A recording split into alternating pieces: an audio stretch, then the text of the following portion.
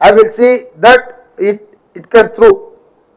So మీరు routine ప్రభుత్వ విధానం ప్రకారం ఒక ఫైల్ తయారై క్లర్కు సెక్షన్ ఆఫీసర్ ఆ పైన అట్లా సెక్రటేరియట్కి వచ్చి నాకు చేరి నా నుంచి తీసుకొని వచ్చేవరకల్లా చాలా సమయం పడుతుంది.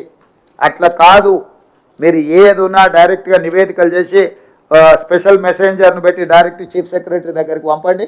ప్రభుత్వంలో ఆర్థిక మంత్రి గారు నేను అక్కడ కూర్చొని అక్రాస్ ద టేబుల్ అప్పటికప్పుడు మంజూరు చేయాల్సినవి చేస్తాం. మిగతా అప్రూవల్స్ ఏమన్నా చేసుకునేది ఉంటే మనం తర్వాత అయినా అప్రూవల్స్ తీసుకుందాం. దీంట్లో ఏ మాత్రం కూడా ఛాన్స్ తీసుకోవడానికి లేదు. ఇది ఎప్పుడో ఒకసారి వచ్చే విపత్తు. ఈ టైంలో ప్రజలకు మనం అండగా నిలబడాలి. ఇది మన బాధ్యత.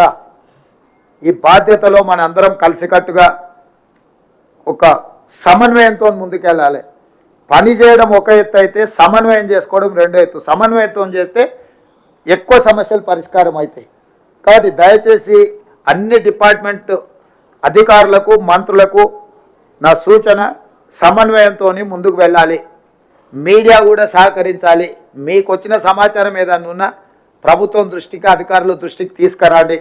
ప్రతి దాని మీద కొంతమంది పొలిటికల్ పార్టీ ఓన్డ్ మీడియా అంటే రాజకీయ పార్టీల సొంత ఎజెండాతో నడిచే కొన్ని మీడియాలు ఉంటాయి. మేము వాళ్ళనేం కాదని, వాళ్ళ వ్యాపారమే అది. వాటిని మేము మీడియా అనదలుచుకోలేదు. ఆ వ్యాపార సంస్థలు వాళ్ళ దగ్గర అక్రమంగా సంపాదించిన సొమ్ము ఉంది. టీవీలు పెట్టుకుంటారు, పేపర్లు పెట్టుకుంటారు, వాళ్ళకి ఇష్టం వచ్చింది రాసుకుంటారు. మేము మోర్ డెమోక్రటిక్ అండ్ ప్రజాపాలన కాబట్టి మేము పెద్దగా వాళ్ళని ఏం అంటలేము. అనదలుచుకుంటే పెద్ద విషయం కాదు. కాకపోతే అనదలుచుకోలేదు సరే, వాళ్ళు చేసే ప్రయత్నాన్ని ప్రజలు నిశ్చితంగా గమనిస్తూనే ఉంటారు. ప్రజలు దానికి సంబంధించి చెప్పాల్సిన సమయంలో 2 సార్లు అసెంబ్లీలో పార్లమెంటులో ప్రజలు స్పష్టమైన తీర్పు చెప్పారు. ఇప్పటికైనా వాళ్ళ పోకడ వాళ్ళ వ్యవహారం మారకపోతే ఆ మాత్రం కూడా ఉండరు. ఆయన అక్కడనే ఉంటాడు, పోయిన దగ్గరనే ఉంటాడు. ఇద్దరు బయటికి రారు. ఇట్లనే వ్యవహారం చేస్తే అంత మాత్రం నేను ఖచ్చితంగా చెప్పగలను.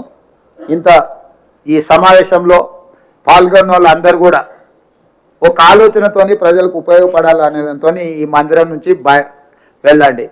నేను స్వచ్ఛంద సంస్థలకు పరిశ్రమలకు కూడా ప్రధానంగా తెలంగాణ రాష్ట్రంలో వ్యాపారం చేస్తున్న పెద్ద సంస్థలు ప్రజలకు సహాయాన్ని అందించడానికి ముందుకు రావాలి. మీరు చేయగలిగిన ఏమన్నా సహాయం ఉంటే అది మంచిది.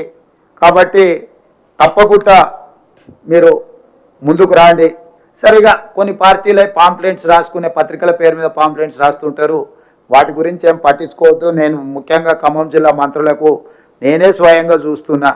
మీరు సగం రాత్రి కూడా ప్రజలలో ఉన్నారు.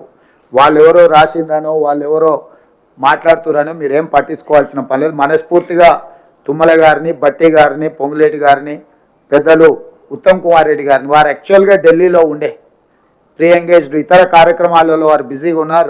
రాత్రి ఉటావుటిన సూర్యాపేట జిల్లాలో ఉన్న అత్యధిక వర్షం వల్ల వారు ఎంబడే వచ్చి సూర్యాపేట చేరి వాళ్ళు క్షేత్రస్థాయిలో వాళ్ళందరూ కష్టపడుతున్నారు. నా మంత్రివర్గం నేను ఆశించిన దానికంటే చాలా ఎక్కువ కష్టపడి ప్రజలకు అందుబాటులో ఉన్నారు. వాళ్ళని అభినందిస్తూ ఇంకా ముందు కూడా బాధ్యతాయుతంగా పనిచేస్తాము.